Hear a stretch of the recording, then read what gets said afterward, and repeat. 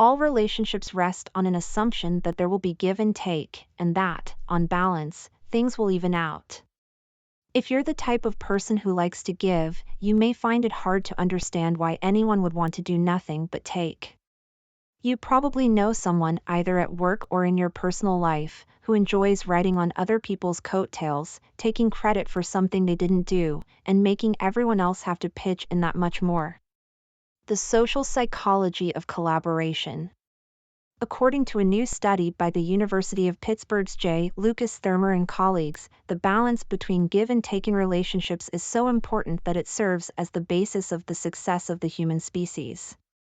Lest this seems like hyperbole, consider their justification. One weak link may determine whether a professional sports team wins, a surgery team saves a life, or a disaster response team prevents a catastrophe. Surprisingly, the researchers note, there is relatively little psychological science that addresses the question of whether people who slack do so on purpose and how this affects everyone else engaged in the same effort. It is certainly of interest to know why someone refuses to pitch in to support a group's effort, but even more relevant, Thurmer et al. Believe, is how their behavior affects everyone else. The thinking behind this question is as follows.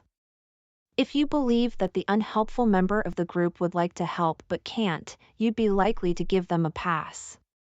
However, if you believe that the individual actually doesn't want to contribute, you'll be more likely to get annoyed.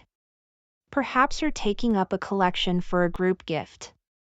One member of the group is financially strapped and, as much as they would like to add to the kitty, they just don't have the resources. Few people would become irritated at this. However, if this person seems to have plenty of disposable income, you and the other group members will get angry. Your reaction, then, will depend on the attribution you make about the cause of this apparent selfishness. Is it a lack of good intentions or a lack of ability to pay? Wanting what's best for the group. People who want the best for their group will do everything they can, up to their limits, to help out. They will put in the effort, but if they lack the ability, can go no farther. However, Thurmer et al. Believe that there's another factor to consider. What if the person could get the ability if they just put in more effort? Couldn't this person just try harder, maybe skimping on their morning latte? Or if they wanted to help in other ways, couldn't they offer to do something else to help, like wrap the gift for you?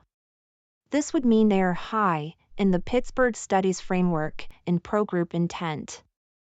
To test the prediction that people in a group would consider the effect of pro-group intent on the ability to contribute, the research team conducted a set of 5 experiments on over 1,000 participants teamed up in groups of 3 in both scenarios and lab-based contexts.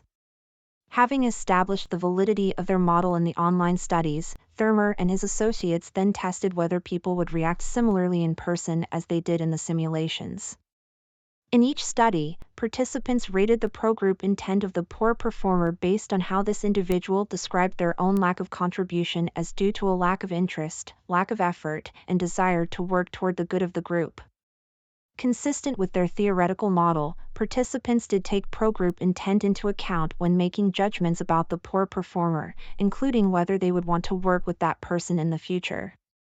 Although some tasks may indeed be out of reach for an individual, by showing that they'd like to acquire the necessary ability, poor performers are less likely to be regarded negatively by their team members. Getting the taker to give.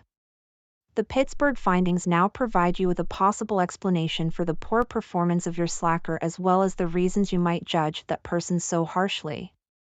A person who seems to lack pro-group intent is not someone you want on your team. However, is there a way to extract more effort from that person, especially if you've got no choice but to work with them? As Thurmer et al. Note, poor performers who are viewed as pessimistic about the utility of effort may receive opportunities to prove themselves. Turning that pessimism into optimism requires that you overcome your own negative reaction to the person as you take on a supportive role to get them where you'd like them to be. If they think they can't gain the necessary ability, encourage them to try in small steps. Someone who genuinely wishes to give will gratefully and enthusiastically accept your help. To sum up, It's possible to promote positive feelings in a group by bringing out the best in everyone. Supporting rather than rejecting the taker may lead to surprising results. You may not solve the problems of the whole human species, but you'll bring out the best in the people who matter most to you.